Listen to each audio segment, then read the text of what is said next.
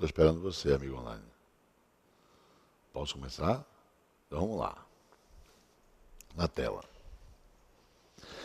Em Wagner, que é engenheiro, está viajando. Há pronome relativo na oração grifada.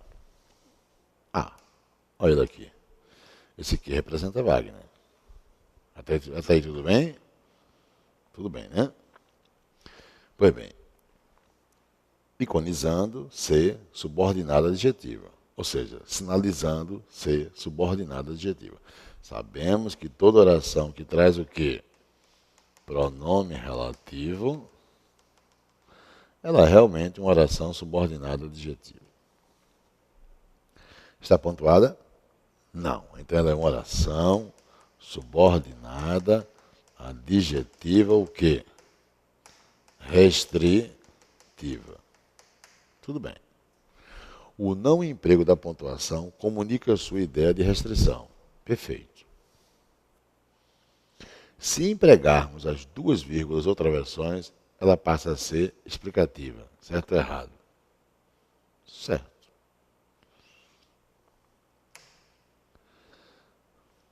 As vírgulas, portanto, são facultativas, já que usando ou deixando de empregar, não há impropriedade gramatical quanto à pontuação. Resposta. Elas não são o quê? Resposta. Não. Não são facultativas. Não são facultativas. Então, está falso, né? Se houver mudança de sentido, não pode ler como facultativa. Veja esta particularidade. Já que nós vimos uma questão envolvendo pontuação, veja só. Luciana trabalha e estuda, ponto. E nas demais exemplificações, veja que existe uma vírgula antes do i, existe o i com a vírgula após e existe o i entre vírgula. Olha o que eu vou dizer a você. Eu sei que vamos estudar ainda a pontuação, mas permita-me. Toda vez que você encontrar a conjunção i sendo uma conjunção coordenada, sindética, aditiva, a palavra i aí é coordenada sindética, porque é conjunção aditiva. Ligando orações com o mesmo sujeito. Quem trabalha? Olha o contexto. Luciana. Quem estuda? Luciana. Você pode fazer o que eu fiz aí. Colocar a vírgula antes do i, após o i entre vírgula ou nada. Tudo é correto. Repetindo. Se o i for conjunção aditiva, ligando orações com o mesmo sujeito, as 4 situações corretas. Eu vou limpar para você, para ficar mais visível. Ó, tudo correto. Ok? A conjunção i, ao ligar orações com o mesmo sujeito, sendo aditiva, faculta, possibilita a vírgula antes da conjunção, a vírgula após a conjunção, a vírgula i entre vírgulas, a conjunção i entre vírgula ou não uso de vírgula.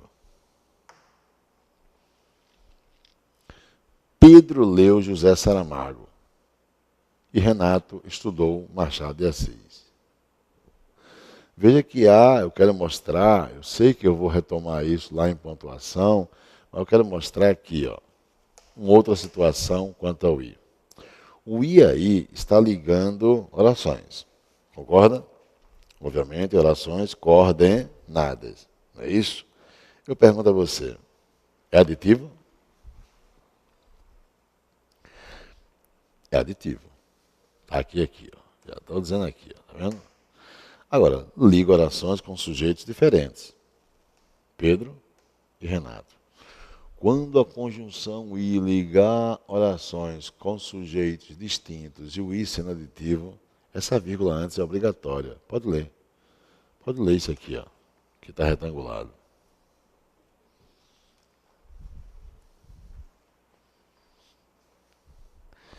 É claro, né?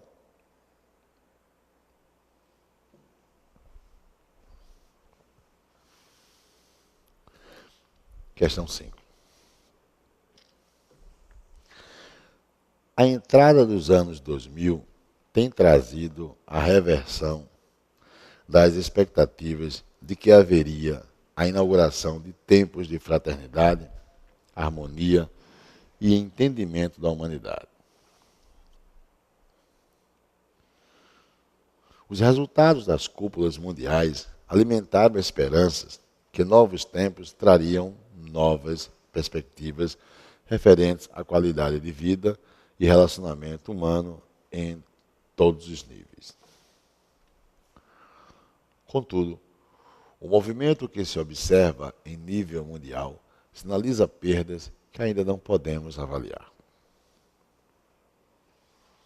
O recrudescimento do conservadorismo e de práticas autoritárias efetivadas à sombra do medo tem representado fonte de frustração nas ideias historicamente buscadas. Lá vem, mais uma questão de prova. Se cada período sintático do texto, cada período, for representado, respectivamente, pelas letras X, Y, W e Z, as relações semânticas que se estabelecem no trecho correspondem às ideias expressas pelos seguintes conectivos. Qual seria a resposta? Bem, vamos primeiro separar os períodos. Primeiro período, eu vou pintá-lo de amarelo, certo?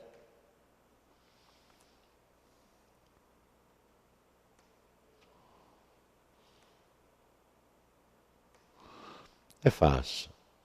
É só parar onde chegar o primeiro ponto. Tem um ponto após a humanidade. Tá vendo? Então esse é o primeiro período. Ok? Segundo período. É esse aí que eu não vou pintar.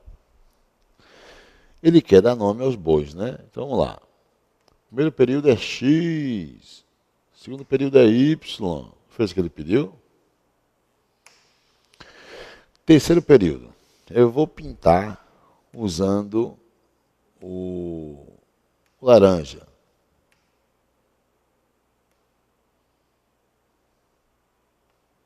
Até chegar ao ponto. Pronto, esse é o terceiro período. Tá? Vamos chamá-lo de quê? W. Não fez o que ele queria? É o W. W. Ficou horrível o W. Deixa eu tentar ajeitar o W para o amigo online. E o último é Z. Ok? Z. Bem. Veja que no início do terceiro período, ele usou um conectivo. Está vendo? Isso é o quê? Isso é uma conjunção coordenada, né? Coordenada o quê? Contudo, é adversativa. É isso? Que eu tenho que lembrar que ela equivale, no mundo das subordinadas, a uma concessiva. Mas, veja, a relação entre o primeiro e o segundo período não há conectivo. Está vendo? E entre o terceiro e o quarto não há conectivo. Só existe conectivo onde? Contudo. O que isso significa para você? Você vai retomar e vai ver que os dois últimos estão coordenados, sindéticos, adversativos aos dois primeiros. Aos dois primeiros. É isso que ele quer que você perceba. Ok? Então eu vou buscar a alternativa onde, entre os dois primeiros e os dois últimos, a comissão mantenha a ideia de coordenada, o quê? Adversativa. Vamos lá.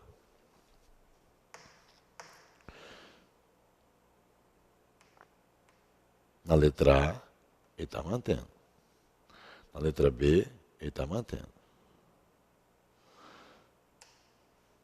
Nas demais, ele não manteve. Olha lá. É ou não é? Cuidado com essa relação, não só, mas também é o seguinte: não é advérbio, só é advérbio. Não é advérbio de negação, só é advérbio de limitação. Limitação. Veja que advérbio mantém relação com outro advérbio aqui. Então, não mantém relação com advérbio de limitação, negando a limitação. Se a limitação é negada, então abre espaço para que haja o acréscimo. Também em língua portuguesa é advérbio de acréscimo. Então, cuidado para não confundir. Esse mais que está aí na letra D vai proporcionar uma ideia de quê? De adição e não de oposição. Ok? Então você vai ficar com A e B. Só que a resposta é A. Por quê? Se você voltar ao texto, você vai perceber que em nenhum momento existe uma relação de conclusão entre os dois últimos. Nem tampouco Y explica X. Ok? Tá claro? Então, pelos conectores, ele quer que você estabeleça justamente o quê? A relação entre quem? Entre as ideias. 4 períodos, 4 referenciações, 4 períodos, 4 tópicos. E qual a relação entre os tópicos? Foi isso que ele queria. Bem, e é aí que eu peço você permissão para fazer menção ao que ele cobra teoricamente. Quando você estiver lendo um texto para responder uma questão de prova, procure observar as duas articulações. Existe a articulação micro e existe a articulação macro. Okay? Micro e macro. Vamos a ela.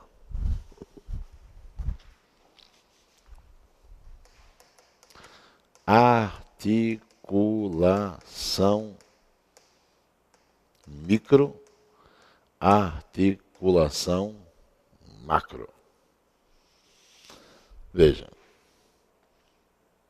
micro, se você tentar contextualizar a ideia de espaço, para lembrar, bachelar. Micro contextualiza o espaço interno. Macro contextualizará o espaço externo. Confira. Eu digo assim para você: aspiro a decisões. Ponto. Isso é uma oração? É. Ela começa onde? A oração começou com o verbo aspirar e terminou com o substantivo decisões. Mas se eu observar direitinho, existe um articulador, que é a preposição a. Não é isso? Ele está aí para ligar quem? O verbo transitivo indireto ao substantivo, que é o objeto indireto. Então, você tem uma preposição. A preposição liga o verbo ao complemento. Tudo bem. Eu pergunto, a preposição é um articulador? Sim. Se está ligando, é um conector, é um articulador. Ele está dentro ou fora da oração? Ele está dentro. Então, ele é um articulador micro. Ok, meu patrão? Micro. Segundo exemplo. Eu chego para você e digo: espero que Sônia faça o texto. Isso é um período composto ótimo. Ele começa onde? Espero. Termina onde? Em texto. Ótimo. O período não composto, qual é a primeira oração? Espero, que é a oração principal. Qual é a segunda oração? Que Simone, ou aliás, que Sônia, Simone é a irmã de Sônia. Que Sônia faça o texto. Então, oração, vamos lá. Subordinada, substantiva, não é isso? Objetiva, direta. Perfeito. Eu te pergunto, o que é esse que?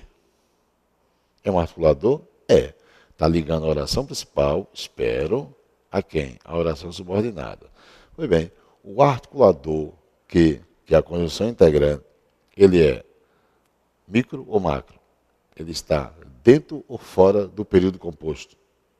Dentro. Ele é micro. Perfeito. Se eu disser, tenho medo de que ela chegue cedo. No período composto apresentado, qual é a primeira oração? Tenho medo. Qual é a segunda oração? De que ela chegue cedo. Eu te pergunto. De que ela chegue cedo é ou não é a oração subordinada, substantiva, completiva nominal? É. Então, o de é ou não é preposição? É. O que é ou não é conjunção integrante? É. Eu tenho dois articuladores micro. Ok? Eu sei que eu vou detalhar isso mais à frente, quando estudarmos estrutura linguística para a produção de texto. Mas eu já antecipo a você que as articulações micro irão garantir o quê? Relações de regência, verbal, nominal, ok? Irão garantir articulação de uma oração em relação à outra, enfim. As articulações micro estão no ambiente interno e irão garantir o uso gramatical da língua. Por isso que, nas provas de redação, olha o que eu vou dizer a você, uma comissão como o CESP-UNB faz a grande divisão. Articulação micro e macro, ele faz lá microestrutura e macroestrutura. Se você baixar na internet, você vai ver que a microestrutura, o avaliador faz a intervenção observando o uso gramatical. O uso gramatical. E a macro é o quê? Vamos lá, macro. Macroestrutura. Um texto traz um tema. Põe na cabeça que todo tema é abrangente. Ok? Então, se eu disser para você que o tema é o ensino brasileiro, o ensino nas escolas públicas do país. Eu te pergunto, se eu leio no desenvolvimento um parágrafo contextualizando uma ideia X, vamos supor, o alunado. Depois, no outro parágrafo, uma ideia Y, o professorado. Depois, um outro parágrafo contextualizando Z, as escolas públicas. Veja, ideia, referenciação X, o discente, o alunado. Referenciação Y, o docente, o professor. Referenciação Z, A escola pública. Bem, o autor selecionou 3 tópicos que se contextualizam no tema proposto. Vamos dar nome aos tópicos dizendo que eles serão unidades do tema proposto, unidades temáticas. Olha o nome. Existe um tema, entender que todo tema é abrangente, e ao selecionar tópicos, ele seleciona unidades que se engajam no tema proposto, quebrando a abrangência do tema. Essa é a proposta. Por isso, quando você estiver escrevendo uma redação para o seu concurso público, ou lendo um texto para responder questões sobre texto, você tem que, na leitura, observar quantas unidades temáticas o autor selecionou para compor a quebra da abrangência que é natural em qualquer tema. Pois bem, o autor, logo em seguida, vai se preocupar com o quê? Com a articulação dessas unidades. Essa é a condição para o emprego da articulação macro. Enquanto a articulação micro é responsável para fazer o quê? Os pontos de coesão, de regência, de concordância, né?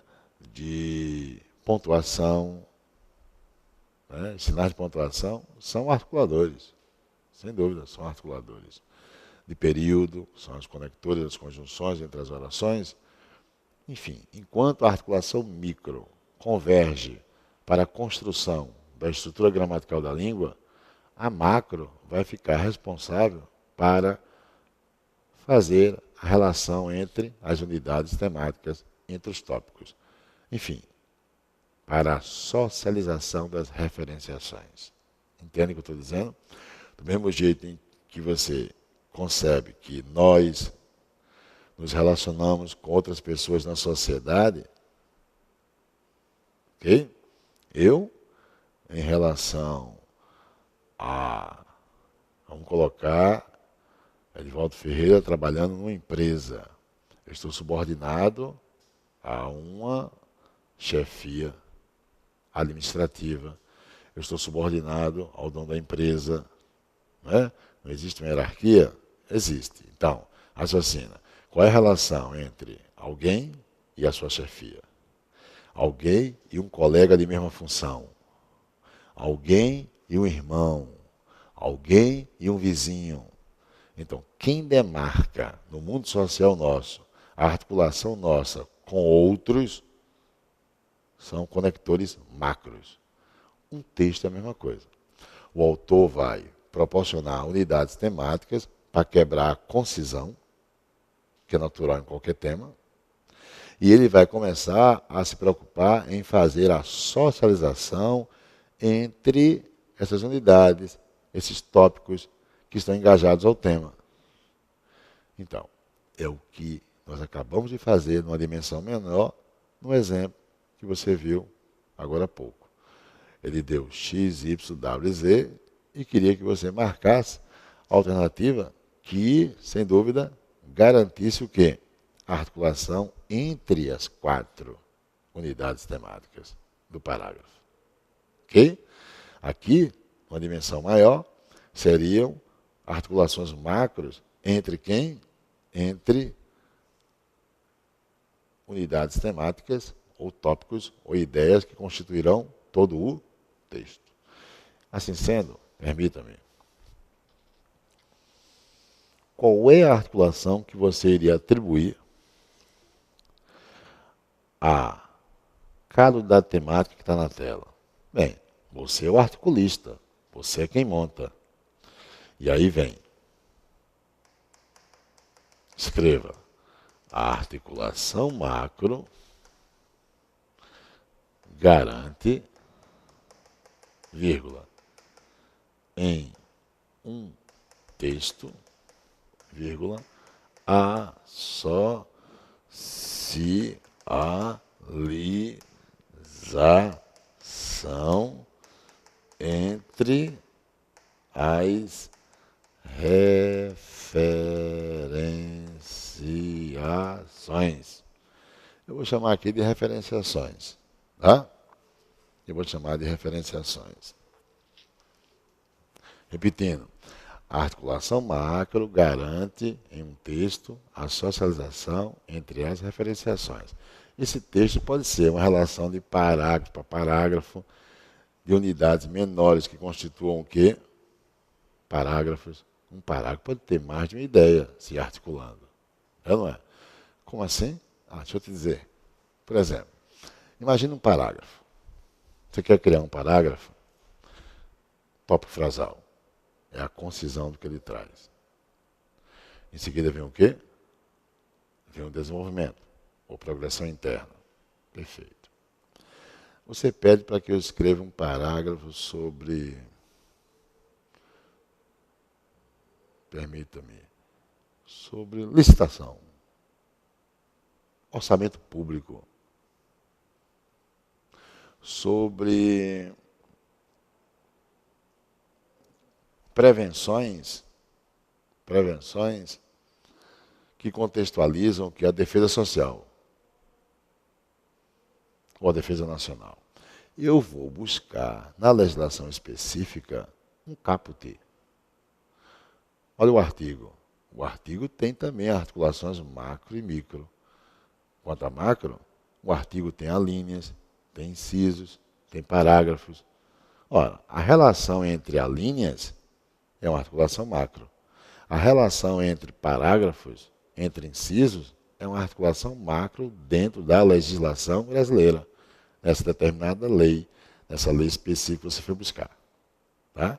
Então, quando você estiver lendo as leis que constituem o nosso país, observe que elas apresentam articulações macro, além, claro, de articulação micro. Essa articulação macro que você começa a observar ao ler atentamente é o que vai garantir a estrutura sistêmica na legislação específica. Ok? Voltaremos a falar sobre isso, viu? Mas não esqueça que o que eu estou dizendo, sem dúvida, virá a nós através de um instrumento, o assunto período. Eu iniciei a aula dizendo o quê? Que período não é só para classificar orações. Período é para enxergar justamente essas articulações macro, tão cobradas em prova. Aguarde. Até a próxima aula.